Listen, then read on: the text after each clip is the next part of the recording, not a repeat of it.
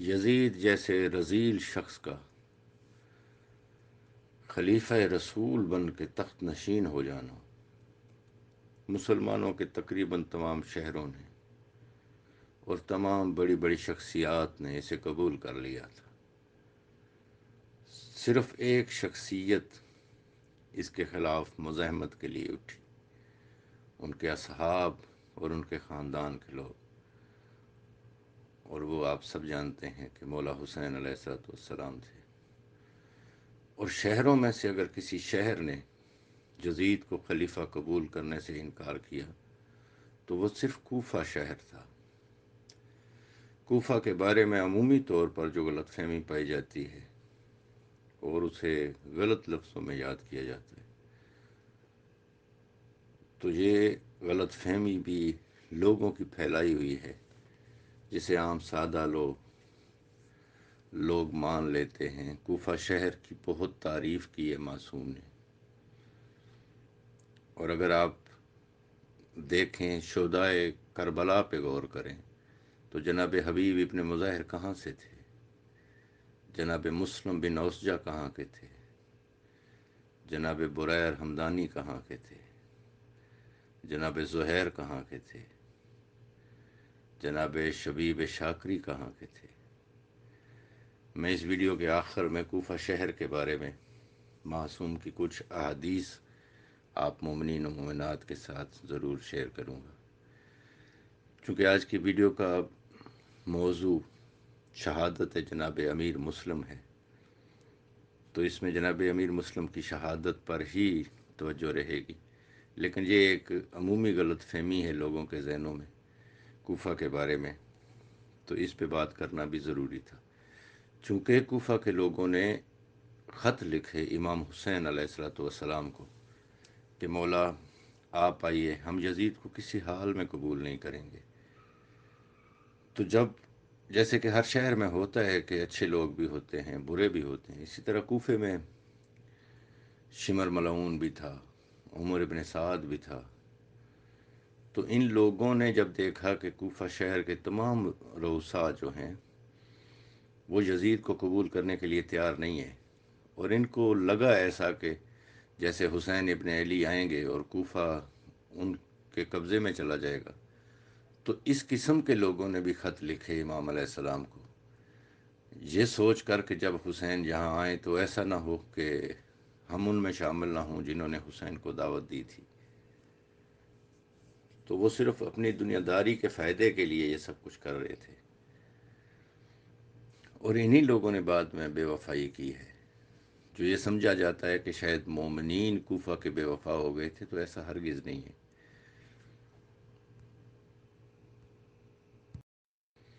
جب کوفہ کے لوگوں کا اصرار بڑھا اور ان کے خطوط کی تعداد بہت زیادہ ہو گئی، کیونکہ مولا تو 28 رجب سے ہی مدینہ چھوڑ کے مکہ آ گئے تھے، تو مکہ میں ہی مولا کے پاس وہ خطوط آتے تھے، تو مولا حسین علیہ السلام نے اپنے چچا زاد بھائی جناب مسلم بن عقیل کو اپنا سفیر بنا کے، اپنا ترجمان بنا کے کوفہ بھیجا۔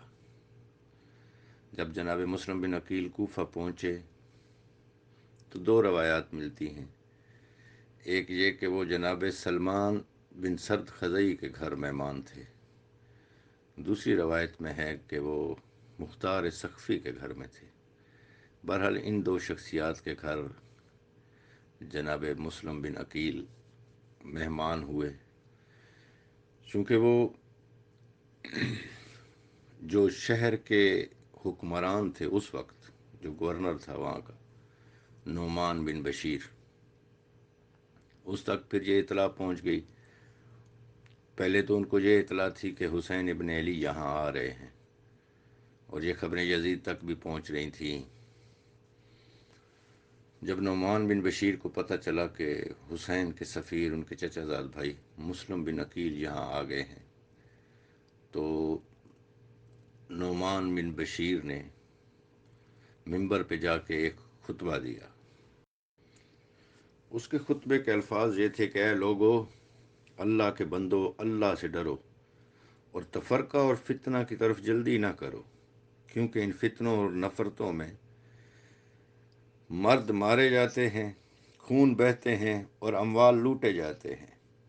جو شخص ہم سے نہ لڑے گا میں اس سے نہ لڑوں گا۔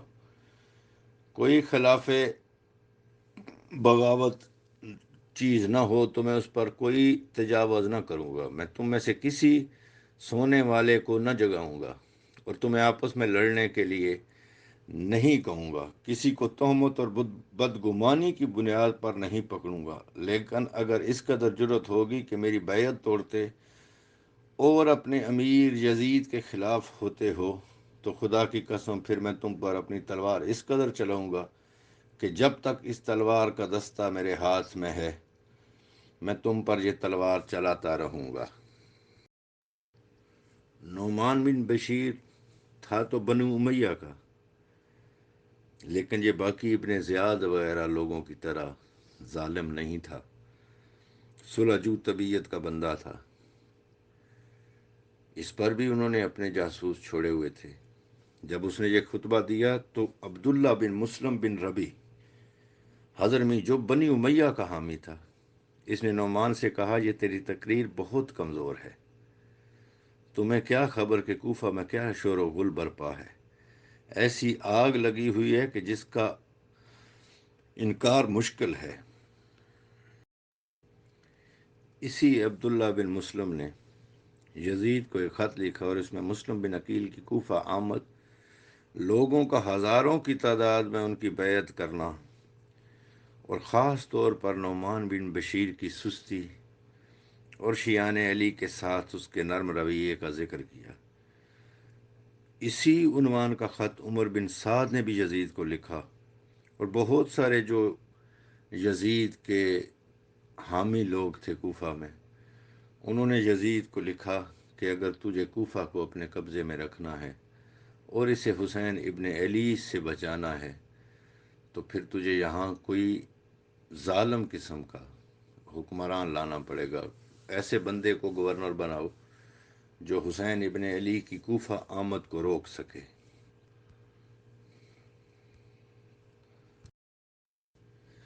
یہ سارے خطوط ملنے کے بعد یزید ملعون نے اپنے ایک غلام جسے وہ بہت عزیز رکھتا تھا اور اس پہ بہت اعتماد کرتا تھا، سرہون نام کا ملعون تھا، اس سے مشورہ کیا کہ کوفہ کے حالات بہت خراب ہیں، کوفہ ہمارے ہاتھوں سے نکل گیا تو عراق نکل جائے گا، تو ہمیں کیا کرنا چاہیے؟ تو اس سرہون ملعون کی دوستی تھی ابن زیاد کے ساتھ۔ اس نے مشورہ دیا کہ بصرہ کے ساتھ ساتھ کوفہ بھی ابن زیاد کے حوالے کر دو، صرف وہی ایک شخص ایسا ہے جو شیعان علی کو قتل کر سکتا ہے اور وہ کسی کو بھی، عورت مرد بچے کسی کو نہیں چھوڑے گا، جو بھی سر اٹھائے گا وہ اس کا سر کچل دے گا۔ یزید کو یہ مشورہ بہت پسند آیا۔ اس نے پھر ایک خط لکھ کر ایک حکم نامہ جاری کیا اور نعمان بن بشیر کو کوفہ کی گورنری سے معزول کر دیا اور ابن زیاد جیسے رذیل اور ملعون شخص کو بصرہ کے ساتھ ساتھ کوفہ کی گورنری بھی دے دی۔ یہ بات بہت لمبی ہو جائے گی کہ ابن زیاد ملعون کیسے روپ دھار کر امام حسین علیہ السلام کا کوفہ شہر میں داخل ہوا اور آ کے نعمان بن بشیر کو یزید کا حکم نامہ دکھایا اور خود دارالعمارہ پہ قبضہ کر لیا۔ اب اس نے یہاں پہنچتے ہی سب سے پہلا کام یہ کیا کہ اپنے جاسوس چھوڑ دیے، تمام لوگ جو بنو امیہ کے حامی تھے ان سب کو بلا کے کہا کہ مجھے کسی بھی حال میں مسلم بن عقیل زندہ یا مردہ چاہیے۔ جب جناب مسلم کو ان حالات کا پتہ چلا اور جہاں پہ وہ سکونت اختیار کیے ہوئے تھے، کوفہ کے عمومی لوگوں کو بھی اکثر معلوم تھا کہ جناب مسلم بن عقیل کہاں ہیں، تو پھر وہ مختار کے یا جناب سلمان سرد خزئی کے گھر سے جناب ہانی بن عروہ کی رہائش پر منتقل ہو گئے اور اب وہ جناب ہانی بن عروہ کے مہمان تھے۔ 3-4 دن کی کوشش کے باوجود جب ابن زیاد کو جناب مسلم بن عقیل کی کوئی خبر نہ ملی تو اس نے اپنے غلام جس کا نام ماکل تھا، ماکل کو 3,000 دینار دیے اور اسے کہا کہ تم ایسا کرو کہ کوفہ شہر میں شیعان علی میں سے کسی بندے کو ڈھونڈو اور اسے جا کر یہ ہدیہ دینا اور اسے کہنا کہ وہ تمہیں مسلم بن عقیل سے ملوا دے۔ ماکل جو کہ بہت ہی چال باز آدمی تھا، وہ یہ پیسے لے کر مسجد میں آنے لگا۔ مغربین کی نماز کے بعد اس نے ایک شخص کو دیکھا اور اس کے ہاؤ بھاؤ سے اسے لگا کہ یہ بندہ شیعان علی میں سے ہو سکتا ہے، تو ماکل اس کے پاس آیا اور آ کے وہ دینار اس کے حوالے کیے اور کہنے لگا کہ میں شام سے ہوں اور شیعان علی میں سے ہوں، مجھے خبر ملی ہے کہ یہاں سفیر حسین مسلم بن عقیل آئے ہوئے ہیں، تم اگر مہربانی کر سکتے ہو تو میری ان سے ملاقات کروا دو، اگر یہ نہیں کر سکتے تو یہ ہدیہ میری طرف سے قبول کر لو اور ان کی خدمت میں پیش کر دینا۔ وہ شخصیت جن سے ماکل گفتگو کر رہا تھا کوئی اور نہیں بلکہ جناب مسلم بن اوسجہ تھے۔ مسلم بن اوسجہ چونکہ سادہ طبیعت کے مومن تھے تو ماکل کی باتیں انہیں صحیح لگیں، تو انہوں نے کہا کہ تم نے مجھے اس مسجد میں سے کیسے پہچانا کہ میں مسلم بن عقیل کا حامی ہوں؟ جناب مسلم بن اوسجہ کا یہ سوال سن کر ماکل جو کہ بہت ہی چرب زبان آدمی تھا کہنے لگا کہ خیر کے آثار اور فلاح کے اظہار اور رشد کے انوار آپ کے چہرے پر عیاں ہیں، تو آپ کو دیکھ کر مجھے لگا کہ آپ مومن آدمی ہیں، تو اس لیے میں نے آپ سے یہ راز جو ہے وہ بیان کر دیا ہے۔ ماکل نے کہا کہ مجھے لگا کہ آپ محبان اہل بیت میں سے ہیں، تو جیسا پہلے عرض کیا جا چکا ہے کہ مسلم بن اوسجہ چونکہ سادہ طبیعت کے تھے لہذا اس سے کہا تیرا گمان غلط نہ تھا، میں محب اہل بیت ہوں، میرا نام مسلم بن اوسجہ ہے، آؤ خدا سے عہد و پیمان کریں اور اس راز کو کسی کے سامنے فاش نہ کرنا تاکہ میں تجھے مقصود تک پہنچاؤں۔ ماکل نے جھوٹی قسم اٹھائی کہ راز فاش نہ کروں گا۔ جناب مسلم بن اوسجہ نے کہا آج جاؤ، کل میرے مکان پر آنا، میں تجھے مسلم بن عقیل کے پاس لے چلوں گا۔ دوسرے دن مسلم بن اوسجہ ماکل کو مسلم بن عقیل کے پاس لے گئے۔ ماکل حضرت مسلم کے پاؤں پر گر پڑا اور آپ کے ہاتھوں کو چوما اور 3,000 درہم حوالے کیے۔ جناب مسلم بن عقیل نے فرمایا اس شخص سے مجھے رشد کے آثار تو نظر نہیں آ رہے، میں خدا کی قضا پر راضی ہوں، قرآن لاؤ تاکہ اس کو قسم دلاؤں۔ قرآن لایا گیا۔ ماکل نے قسم اٹھائی کہ آپ کا راز فاش نہ کروں گا اور اگر سر بھی کٹ جائے تو بھی بیعت نہ توڑوں گا۔ اس روز شام تک وہ جناب ہانی بن عروہ کے گھر رہا اور تمام حالات سے باخبر ہو گیا۔ بوقت غروب آفتاب وہ یہاں سے نکلا اور ابن زیاد کو جا کر پوری تفصیل بتا دی۔ ابن زیاد نے ماکل کو شاباش دی اور کہا مسلم کے حضور رہو، ممکن ہے وہ مکان تبدیل کریں اور ہم اس سے غافل رہیں۔ دوسرے دن ابن زیاد رؤسائے کوفہ کے ساتھ بیٹھا تھا تو کہنے لگا کہ میں دیکھ رہا ہوں کہ تمام رؤسائے کوفہ مجھے مبارکباد دینے آئے ہیں، مجھ سے ملنے آئے ہیں، لیکن ہانی بن عروہ جو کہ ایک بہت بڑے قبیلے کے سردار ہیں وہ نہ میرے پاس آئے نہ آ کے مجھے مبارکباد دی۔ تو انہی لوگوں میں عمرو بن حجاج زبیدی یہ رشتے میں جناب ہانی بن عروہ کا سسر ہے لیکن بہت ملعون شخص تھا۔ یہ عمرو بن حجاج زبیدی اس کا نام مومنین و مومنات یاد رکھیے گا، جب کربلا پہ بات کریں گے تو اس ملعون کے کردار پہ ضرور بات ہوگی۔ اس نے بہت تکلیف دی ہے میرے مظلوم امام کو۔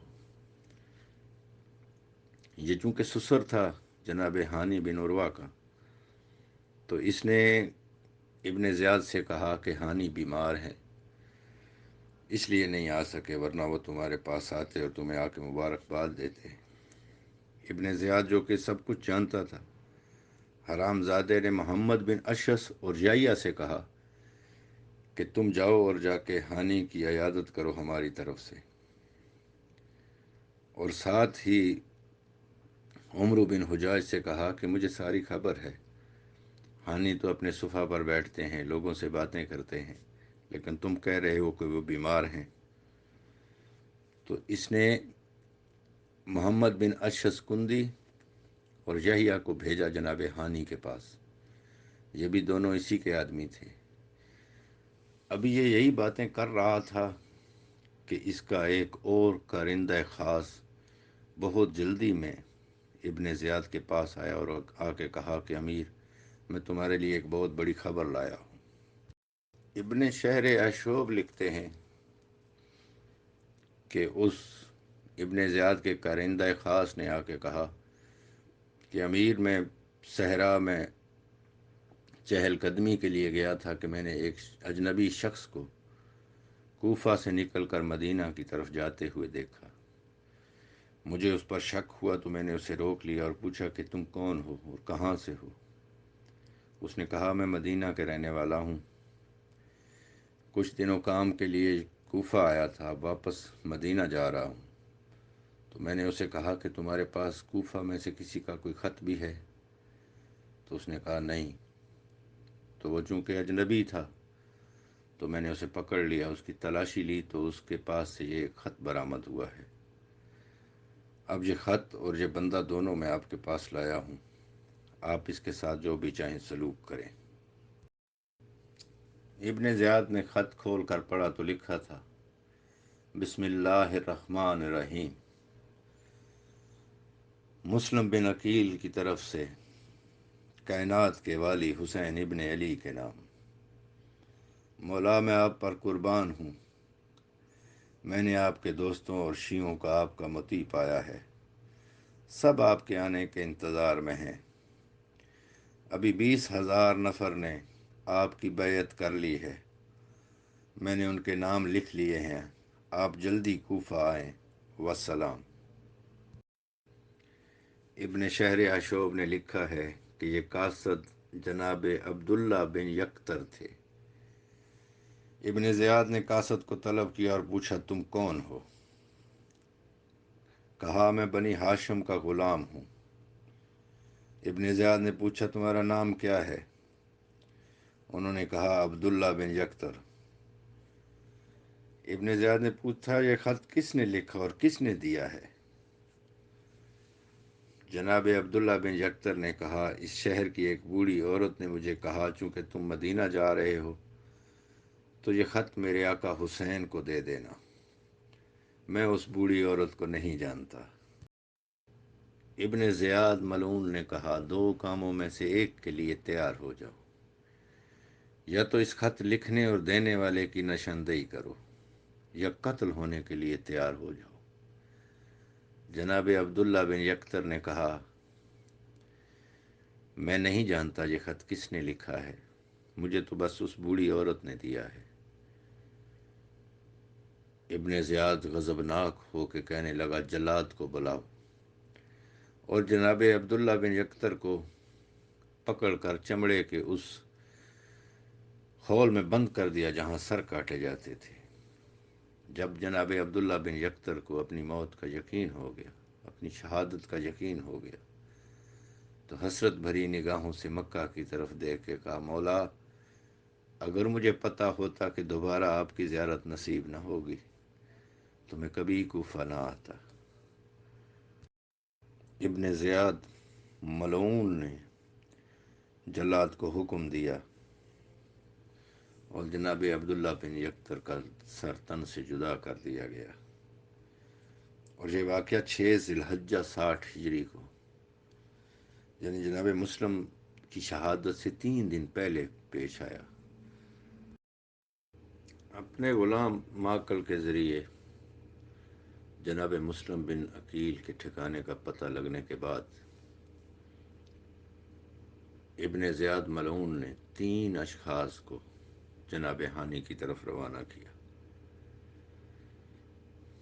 جناب شیخ مفید اپنی ارشاد میں لکھتے ہیں کہ وہ 3 آدمی عمرو بن حجاج جو سسر تھا جناب ہانی کا، محمد بن اشس کندی اور اسما بن خارجہ، ان 3 بندوں کو بھیجا کہ جا کر ہانی کو دربار میں بلا کے لاؤ۔ یہ جناب ہانی کے پاس گئے تو اس وقت رؤسائے کوفہ کے ساتھ اپنی بیٹھک میں بیٹھے تھے عمرو بن حجاج زبیدی۔ اس نے کہا کہ ہانی تمہیں پتہ ہے کہ تمہاری ساری خبریں امیر کے پاس پہنچ رہی ہیں، اسے یہ بھی پتہ ہے کہ تم بیمار نہیں ہو، تو تم دربار میں جاؤ اور جا کر اپنی پوزیشن کو کلیئر کرو۔ جناب ہانی بن عروہ نے انکار کیا تو ان 3 لوگوں نے سمجھایا کہ اگر تم نہیں جاؤ گے تو جناب مسلم بن عقیل کے لیے پریشانی کا سبب بنو گے اور خود اپنے لیے بھی۔ ان لوگوں کی باتیں اور دلیلیں سننے کے بعد جناب ہانی بن عروہ دارالامارہ میں ابن زیاد ملعون سے ملنے کے لیے چلے آئے۔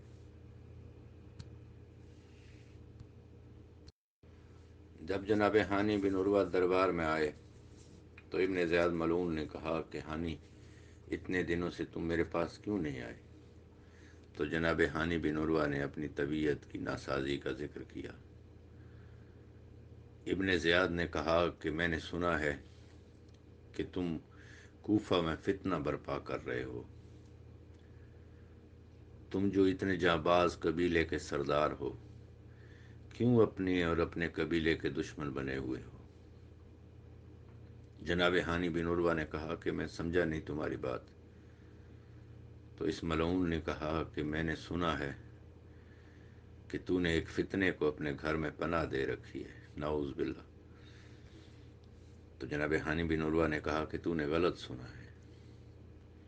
یہاں میں اپنے بچوں کے لیے ایک بات عرض کر دوں کہ 3 موقعوں پر، ویسے تو جھوٹ بولنا بہت بڑی برائی ہے، جھوٹ بولنے سے اللہ نے اور معصومین نے سختی سے منع کیا ہے، لیکن 3 مواقع ایسے ہوتے ہیں جہاں آپ جھوٹ بھی بول سکتے ہیں، بلکہ بعض اوقات تو جھوٹ بولنا واجب ہو جاتا ہے۔ ایک، جب آپ 2 مومنین میں صلح کروانا چاہیں تو ایک مومن دوسرے کے بارے میں جو کہتا ہے وہ آپ جا کے اسے نہیں بتائیں گے، ورنہ آپ کبھی ان کی صلح نہیں کروا پائیں گے، تو وہاں آپ اگر جھوٹ بول کر بھی ان کی صلح کروا دیں تو یہ نیکی کا کام ہے۔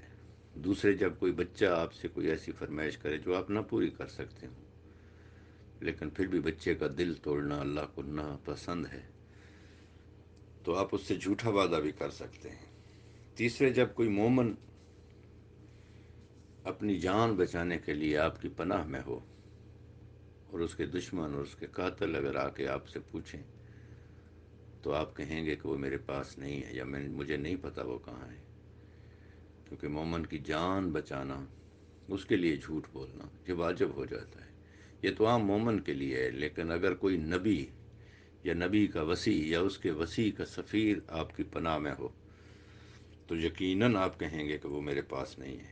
اور یہی کچھ جناب ہانی بن عروہ نے بھی کیا، لیکن اس ملعون نے کہا کہ ماکل کو بلاؤ۔ جب اس کا غلام ماکل سامنے آیا تو جناب ہانی سمجھ گئے کہ سارا فتنہ اسی کمینے کا کھڑا کیا ہوا ہے۔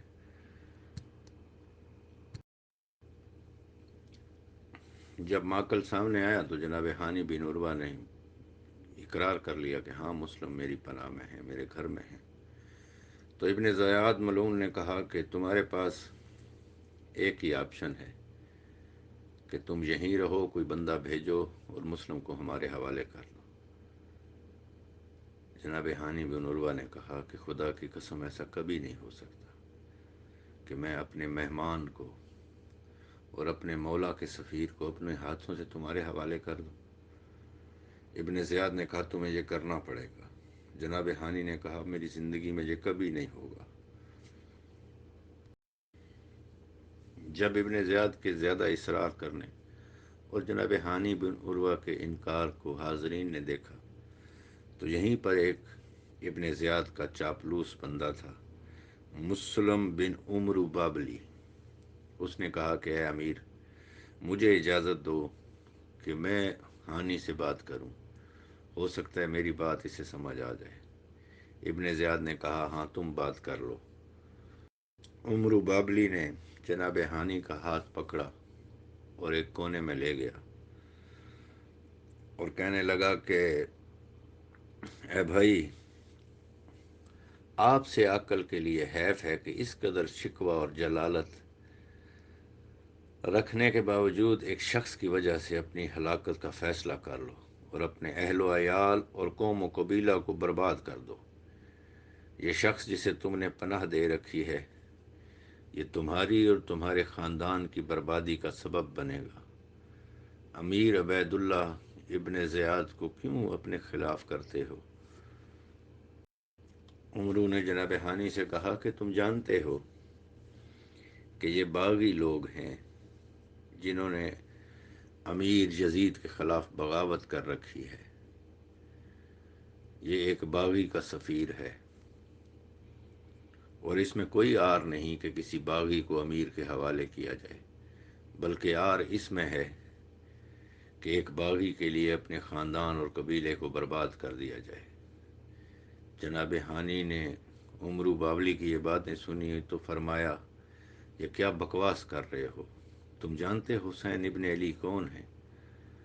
تم جانتے ہو مسلم بن عقیل کون ہے؟ خدا کی قسم میں اپنا سارا خاندان قربان کر دوں گا، لیکن کبھی اپنے جیتے جی اپنے ہاتھوں سے مسلم بن عقیل کو ان ملعونوں کے حوالے نہیں کروں گا۔ جناب ہانی نے کہا سب سے بڑی ننگ و آر تو یہ ہے کہ کسی پناہ میں موجود شخص کو دشمن کے حوالے کیا جائے۔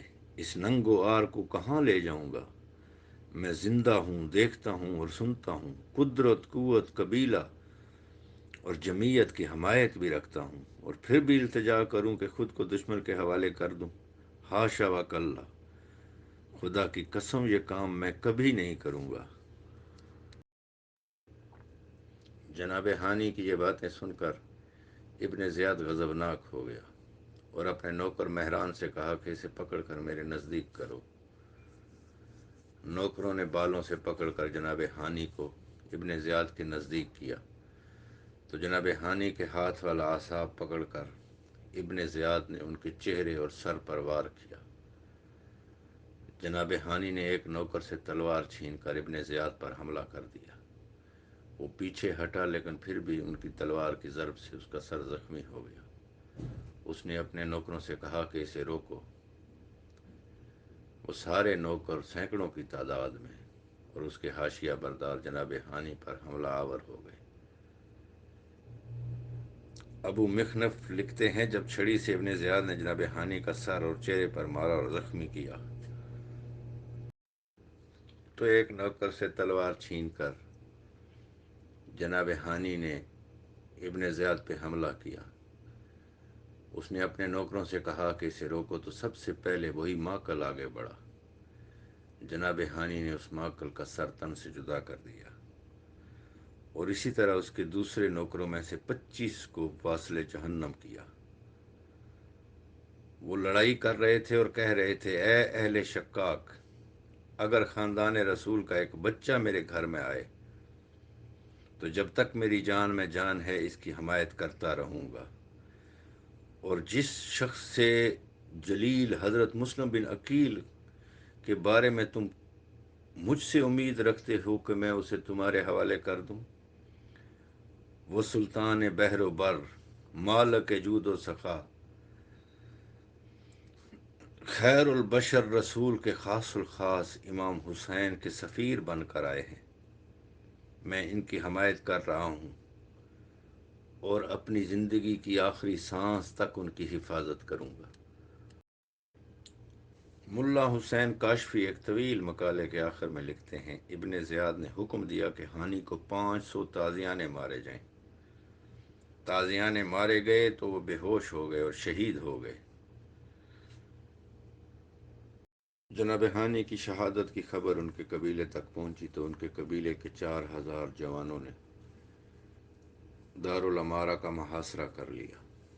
جب ابن زیاد کو اس چیز کی خبر ملی تو اس نے قاضی شرح سے کہا کہ دارالعمارہ کی چھت پر جا کر ان لوگوں کو مطمئن کرو۔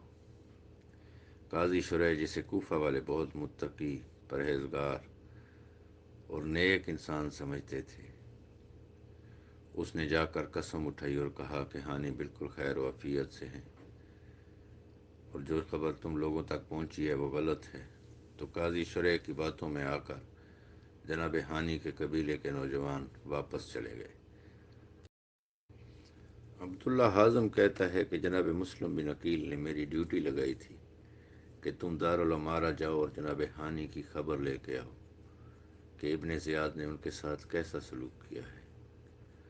عبداللہ حازم کہتا ہے کہ میں واپس آیا اور میں نے آ کے جناب ہانی کے ساتھ ہونے والے ظلم کی داستان جناب مسلم بن عقیل سے بیان کی، تو میری یہ باتیں جناب ہانی کی زوجہ اور ان کے بچوں نے بھی سن لی، تو ان کے گھر سے آہو بکا کی آوازیں آنے لگیں۔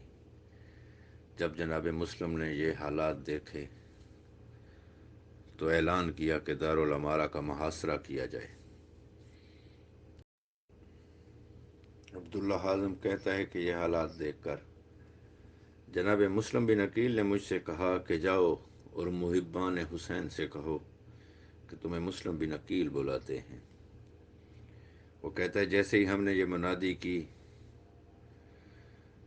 تو کوئی 4000 تلوار بردار جوان اکٹھے ہو گئے اور جناب مسلم بن عقیل کے ایک اشارے کے منتظر تھے۔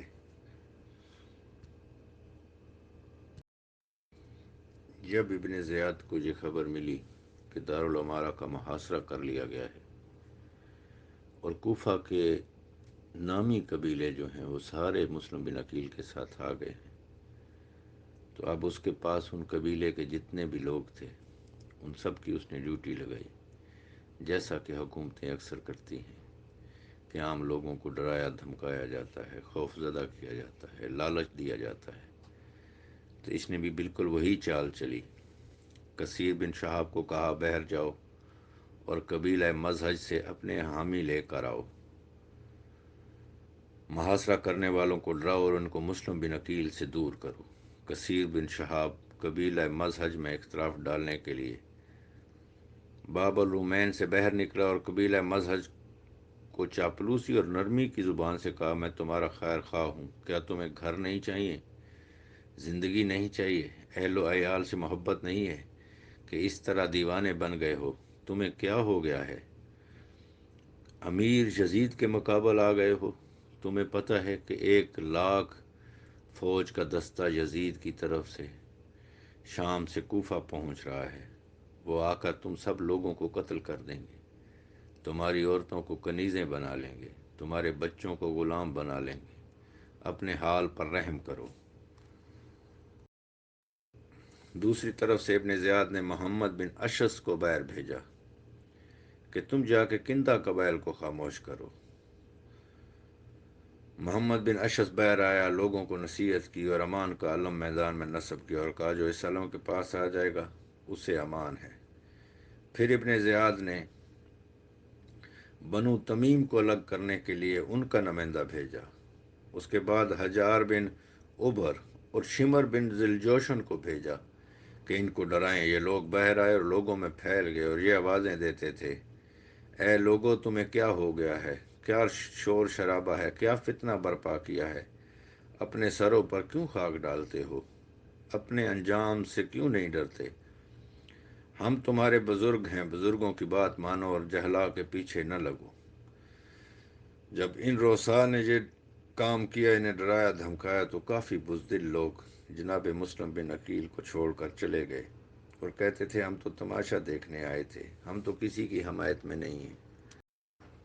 روسا نے کہا تمہیں تماشا دیکھنا مہنگا پڑے گا، لہذا گھروں کو چلے جاؤ۔ لوگ فوج در فوج نکلنے لگے اور ایک دوسرے کو کہنے لگے کہ کیوں کھڑے ہو، فلاں قبیلہ چلا گیا ہے، تم بھی چلے جاؤ، فساد نہ کرو اور اپنے اہل و عیال کی جان بچاؤ۔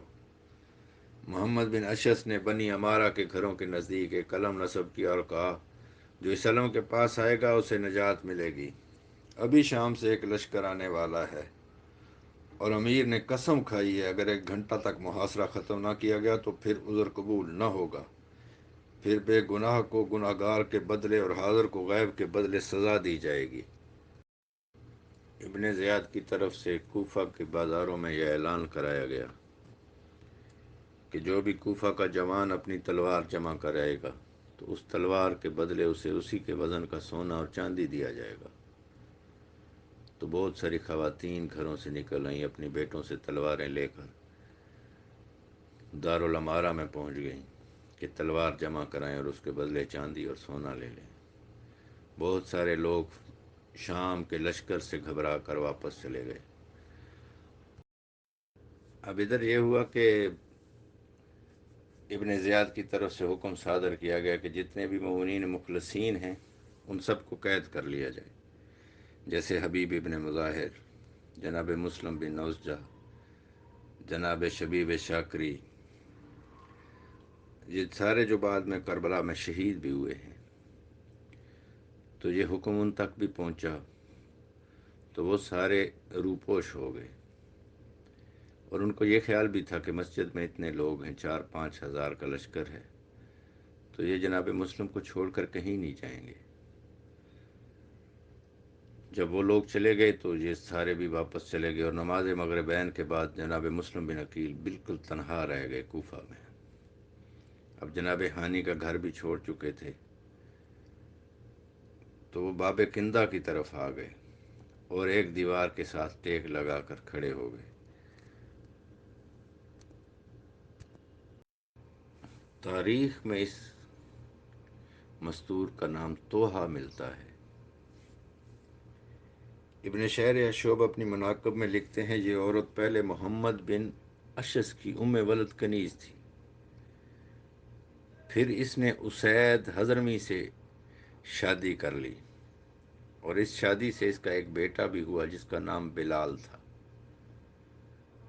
جب اس عورت نے پانی پیش کیا اور جناب مسلم بن عقیل نے پانی پیا تو چونکہ بہت راتوں کے جاگے ہوئے اور تھکے ہوئے تھے تو اسی عورت کے گھر کی دیوار کے ساتھ ٹیک لگا کر بیٹھ گئے۔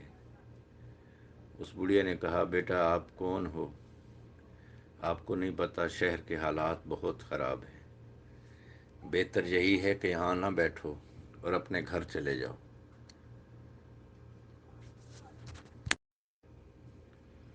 جناب مسلم نے جواب دیا کہ اے کنیز خدا، میں اس شہر میں اجنبی ہوں، میرے اہل و عیال یہاں نہیں ہیں۔ تو توحا نے کہا پھر آپ کون ہو، کہاں سے آئے ہو؟ تو جناب مسلم بن عقیل نے کوئی جواب نہیں دیا۔ توحا کے اصرار کرنے پر جناب مسلم نے بتایا میں مسلم بن عقیل ہوں، آپ کے شہر میں مہمان ہوں، میرے سب ساتھی مجھ سے بچھڑ گئے ہیں، اجنبی ہوں، مجھے نہیں پتہ چل رہا کہ اس شہر سے کیسے نکلوں، اور اس شہر کی ہر گلی میں ابن زیاد کے گماشتے مجھے گرفتار کرنے کے لیے پھر رہے ہیں۔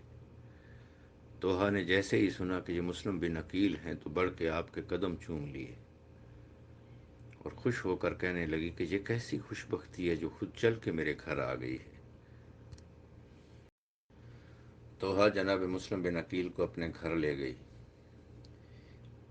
ایک آرام دہ بستر بنا کے دیا اور خود آپ کے لیے کھانا تیار کرنے لگی۔ اس نے جناب مسلم کو کھانا پیش کیا اور کہا کہ آپ بہت تھکے ہوئے ہیں، آرام کر لیں۔ ادھر ابن زیاد نے اعلان کیا کہ جو بھی مسلم کی خبر دے گا اسے 10,000 دینار انعام دیا جائے گا۔ تو اسی عورت کا بیٹا جس کا نام بلال تھا وہ بھی یہ اعلان سن کر گھر آیا تو آ کے دیکھا کہ ماں کی حالت بڑی عجیب ہے، اور ایک حجرے میں وہ بار بار جاتی اور آتی ہیں۔ تو بلال نے ماں سے اصرار کیا کہ اماں آپ اس حجرے میں کیوں جا رہی ہو بار بار؟ جناب توحا نے کئی بار ٹالا، لیکن بیٹے کے اصرار پر پھر اسے بتایا کہ ہمارے گھر میں مسلم بن عقیل مہمان ہیں، اور بیٹا اس راز کو ہمیشہ راز رکھنا، کسی سے ذکر نہیں کرنا۔ توحا کا بیٹا بلال ماں کی بات سن کر اس وقت تو خاموش ہو گیا، لیکن رات کے گزرنے کا انتظار کرنے لگا۔ صبح فجر کی نماز کے بعد وہ دارالعمارہ پہنچ گیا۔ جب دارالعمارہ کھلا تو وہ دارالعمارہ میں داخل ہوا اور ابن زیاد کے کار خاص مہران کے کان میں جا کر اسے خبر دی کہ مسلم بن عقیل ہمارے گھر میں ہیں۔ ابن زیاد کو جب یہ خبر ملی، یہ یوم عرفہ کا دن تھا، 9 ذی الحجہ کا۔ ادھر فجر کی نماز کے بعد توحا جناب مسلم بن عقیل کے حجرے میں آئی اور آ کے کہا کہ میں ساری رات دیکھتی رہی ہوں کہ آپ باوجود اتنی تھکاوٹ کے سوئے نہیں، اور میں نے آپ کے کمرے سے رونے کی آوازیں بھی سنی۔ تو جناب مسلم بن عقیل نے کہا کہ اے کنیز خدا، رات کے پہلے پہر میری آنکھ لگ گئی تھی، تو خواب میں آ کر امیر المومنین علیہ الصلوۃ والسلام نے مجھے اطلاع دی ہے کہ مسلم بیٹا، آج آپ کی زندگی کا آخری دن ہے۔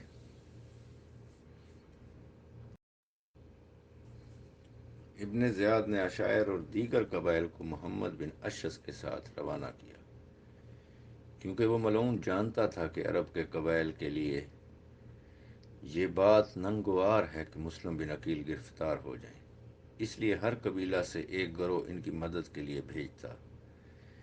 اس کے بعد محمد اشعث کندی اور عبداللہ سلمی کو قبیلہ کیس کے 70 آدمیوں کے ہمراہ روانہ کیا، پھر عمرو بن حریث کو 300 سپاہی دے کر بھیجا۔ اس طرح پیدل اور سوار توحا کے گھر کی طرف روانہ ہوئے، حتیٰ کہ اس لشکر کی تعداد 1500 کے قریب ہو گئی۔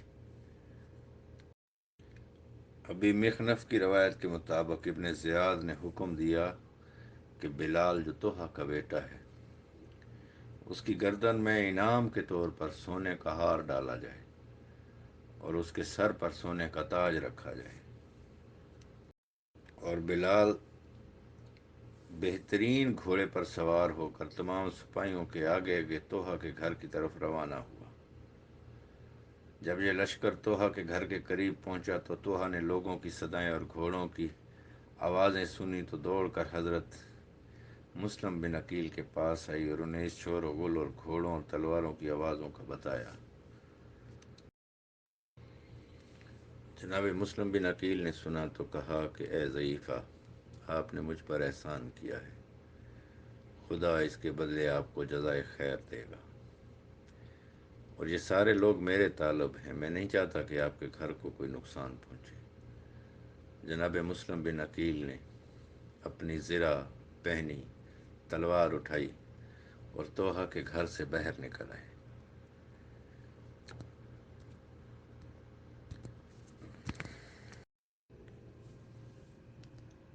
ابن مخنف نے شیخ مفید نے ارشاد میں اور ابن شہر یحشوب نے اپنی مناقب میں لکھا ہے کہ گلی میں آ کر 1500 سپاہیوں کے ساتھ جناب مسلم بن عقیل نے ایسی جنگ کی کہ ایک ہی حملے میں پہلے 50 سپاہیوں کو واصل جہنم کر دیا۔ جب ابن اشعث نے یہ دیکھا تو اس کے باقی سپاہی بھاگنے لگے، تو اس نے قاصد کے ذریعے دارالعمارہ میں ابن زیاد سے کہا کہ بندے اور بھیجو۔ ابن زیاد نے 500 بندے اور گھڑ سوار بھیج دیے۔ جناب مسلم بن عقیل نے ایسی جنگ کی، خون ہاشمی کی ایسی تاثیر دکھائی کہ ان 500 کو بھی بھگا دیا۔ ابن اشعث نے پھر کہا کہ بندے زیادہ بھیجو، مسلم ہمارے قابو میں نہیں آ رہا۔ تو ابن زیاد نے اسے بندے تو بھیجے، ساتھ میں پیغام بھیجا کہ تم کیا کر رہے ہو، ایک بندے سے جنگ کر رہے ہو یا کسی لشکر سے؟ تو جواباً اسے ابن اشعث نے کہا، ابن زیاد، میں کسی کوفہ کے سبزی فروش سے نہیں لڑ رہا، یہ علی کا خون ہے۔ بہرحال جب ابن اشعث نے دیکھا کہ تلوار کے ساتھ ہم مسلم بن عقیل کا مقابلہ نہیں کر سکتے، تو اپنے لوگوں کو حکم دیا کہ چھتوں پہ چڑھ جاؤ اور دور سے اسے پتھر مارو۔ اب کوفہ کے لوگ اس گلی کی چھتوں پر چڑھ گئے اور جناب مسلم کو دور سے پتھر مارنے لگے۔ اس پتھروں کی بارش میں جناب مسلم بن عقیل کا چہرہ خون سے سرخ ہو گیا۔ جناب مسلم بن عقیل کے لبہائے مبارک زخمی ہو گئے۔ آپ ان پتھروں سے بچنے کے لیے پیچھے ہٹتے جاتے تھے۔ پیچھے ایک گڑھا تھا، جناب مسلم بن عقیل اس گڑھے میں جا کر گرے تو تلوار ان کے ہاتھ سے چھوٹ کر دور جا کے گری۔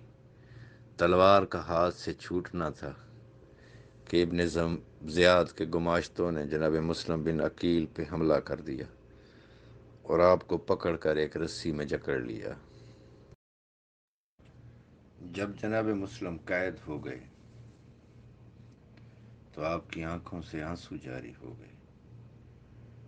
عبداللہ سلمی نے طعنہ دیتے ہوئے کہا، جو حکومت بنانے کا ارادہ رکھتا ہو اور حکومت کے لالچ میں ہمارے شہر آیا ہو، اسے قتل ہونے سے ڈرنا نہیں چاہیے اور رونا نہیں چاہیے۔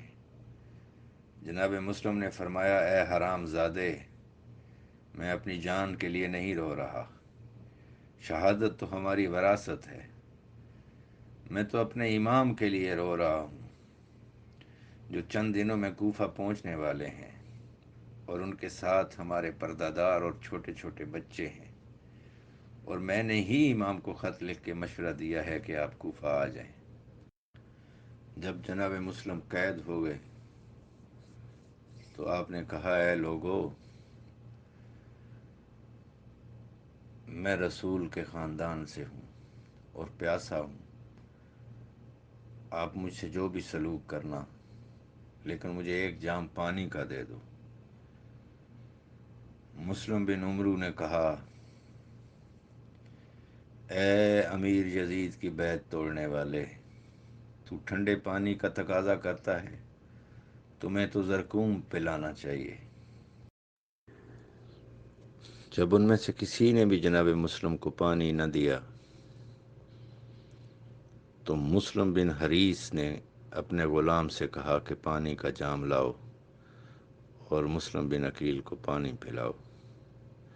پانی کا جام لایا گیا تو جناب مسلم نے اسے اپنے لبہائے مبارک سے لگایا تو آپ کے لب اتنے زخمی تھے کہ وہ جام فوراً خون سے بھر گیا۔ جناب مسلم نے وہ پانی انڈھیل دیا۔ 3 دفعہ جام لایا گیا اور تینوں دفعہ وہ خون سے بھر جاتا تھا۔ جناب مسلم نے پانی نہیں پیا اور پانی کو زمین پہ انڈھیل دیا۔ پھر اس کے بعد جناب مسلم بن عقیل کو قید کر کے ابن زیاد کے دربار میں لایا گیا۔ ترئی نے اپنی کتاب منتخب التاریخ میں لکھا ہے کہ جب جناب مسلم کو ابن زیاد کے سامنے پیش کیا گیا تو لانے والوں نے کہا، سلم علی الامیر، کہ امیر کو سلام کرو۔ جناب مسلم بن عقیل نے فرمایا، السلام من اتبع الہدی وخشی عواقب الردی واطاع الملک الاعلی، یعنی مرجانہ کا بیٹا ابن زیاد سلام کرنے کے لائق نہیں ہے، سلام اس پر کیا جاتا ہے جو ہدایت کے تابع ہو اور عاقبت سے خائف ہو، اور میں تمام بادشاہوں کے بادشاہ خدا کی اطاعت کرنے والا ہوں۔ جب سپاہیوں نے جناب مسلم بن عقیل کا یہ انداز تخاطب دیکھا تو ایک سپاہی نے اپنی تلوار کی نوک جناب مسلم کی گردن پہ رکھ کے کہا، سلم علی الامیر۔ تو جناب مسلم نے کہا، مالی امیر، غیر الحسین، مالی امیر غیر الحسین، میرا دنیا میں حسین کے علاوہ کوئی امیر نہیں ہے۔ جب ابن زیاد نے دیکھا کہ یہ لہجہ ہاشمی مجھ سے کبھی خاموش نہیں ہوگا، تو اپنے دربار میں بیٹھے ہوئے لوگوں سے کہا کہ تم میں سے کوئی ہے جو مسلم کا سر قلم کرے؟ تو بکر بن حمران، یہ وہ ملعون ہے جو قاتل ہے جناب مسلم کا، تو بکر بن حمران نے کہا اے امیر، ابھی تھوڑی دیر پہلے اس نے میرے باپ کو قتل کیا ہے، تو میں قتل کروں گا اپنے باپ کے قتل کے بدلے مسلم کو۔ جب جناب مسلم کو یقین ہو گیا تو جناب مسلم نے کہا کہ ابن زیاد،